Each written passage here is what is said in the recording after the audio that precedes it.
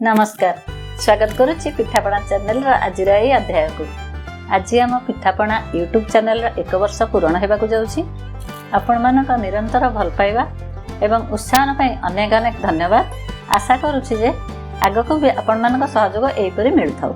आज अध्याय आमे बनैबा शाही चिकेन कुरमा। चिकेन तो आमे विभिन्न प्रकार व्यंजन बनै थाउ, किंतु शाही चिकेन कुरमा भारतर एक प्रसिद्ध मोगलाई व्यंजन भाव में परिचित। शाही चिकेन कुरमा रे कोरा नड़िया किंबा नड़ियार रस, छणा होइथिबा पियाजर दरदर बटा एवं क्रीम व्यवहार होइथिबारु एहा अन्य चिकेन व्यंजन अपेक्षा नियारा होइथाय। ताहले आसंतु देखि नबा शाही चिकेन कुरमा बनैबा पई आवश्यक सामग्री गुड़िक। चिकेन आधा किलो, लंबा लंबा कटा होइथिबा 2टी बड़ पियाज, सोरिष तेल आधा कप, अदा रसुण पेस्ट 3 बड़ चमच, बटा होइथिबा पियाज 3 बड़ चमच, दही 2 बड़ चमच,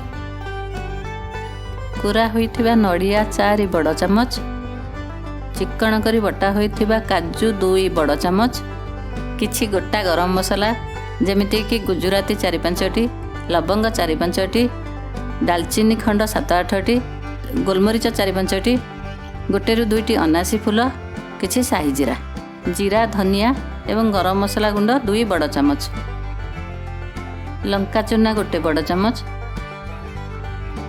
काश्मीरी लंका चूना 1 बड़ चमच, कटा होइतिबा धनिया पत्र 1 बड़ चमच, हलदी चूना 1 छोट चमच, लुण स्वाद अनुଯାयी एवं बाजार रे मिलुथिबा फ्रेश क्रीम। प्रथमे चिकेन को मैरिनेट करबा पे फाळे लेंबू चिपुड़ी दवा। लेंबू चिपुड़ीबा द्वारा चिकेन टी टिके नरम होई जिवो। एबे सेथिरे अल्प टिके लुण पकाई दवा। सेथिरे अल्प टिके मसाला गुंड, अल्प टिके काश्मीरी लंका चूना, नाली लंका चूना, अल्प टिके हलदी चूना एवं 2 चमच सोरिष तेल पकाई भल भाव में गोलाई दवा।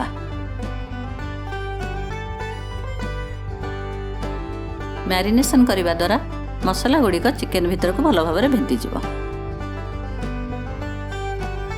एबे यहाकू घोड़ाई 3 ରୁ 4 घंटा छाड़ी दवा। एबे आमे चूल्हा उपरे गोटे कड़ाई बसे सेथिरे 6 ରୁ 7 चमच सोरिष तेल पकाइबा। सेथिरे नैथिबा लंबा लंबा कटा पियाज को पकाई टाण हेबा जाय भल भाव में छाणिबा। आंचटी को मध्यम रे रखी पियाजटी लाल हेबा पर्यंत छाणुथिबा।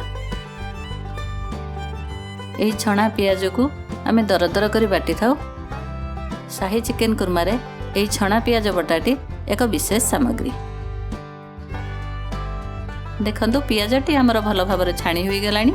एबे एहाकू गोटे पात्र को काढ़ी दे बाटिबा पई ठंडा करि दबा। एबे सही बळका तेल रे नैथिबा कंचा पियाज बटा को दे भल भाव में कसिबा।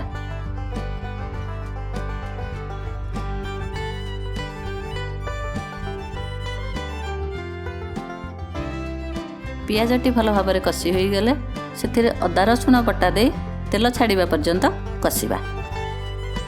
एही मसलाटी को मझिरे मझिरे गोलौथिबा जेमिति कि अदाटी तळे लागि जीवनी।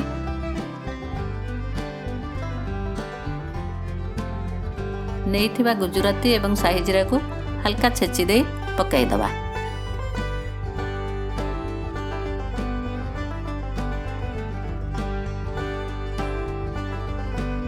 सेहीपरि अन्य गोटा मसला गुड़ी को कड़ाई रे पकाई दबा। मसलाटी कड़ाई रे लागि न जिबा पे अल्प अल्प पानी दे गोलौथिबा।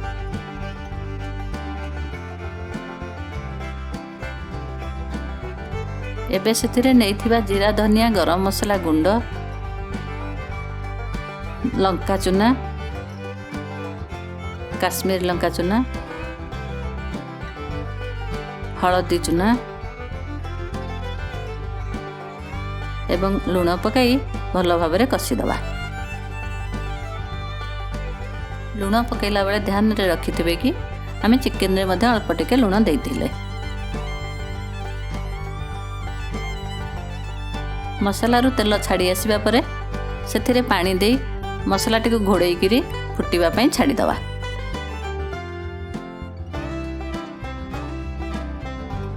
देखंतु मसलाटी फुटी आसिलानी। एबे आमे सेथिरे मैरिनेट करी रखिथिबा चिकेन टिको पकाई भलो भाबरे गोळेई दवा।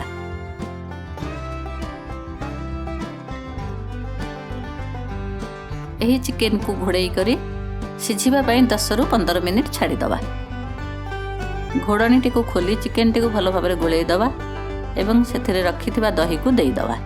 आमे एई दही रे अल्प टिके मैदा और पानी देई करी भलो करी फेंटी करी रखिबा जेपरि कि दहीटी करेई रे पड़िले फाटी जीवनी। एबे चिकेन रे कोरा नड़िया देई भलो भाबरे गोळेई देबा एवं दही रु तेल छाड़िबा पर्यंत घोड़ेई करी 10 मिनिट छाड़ी दवा।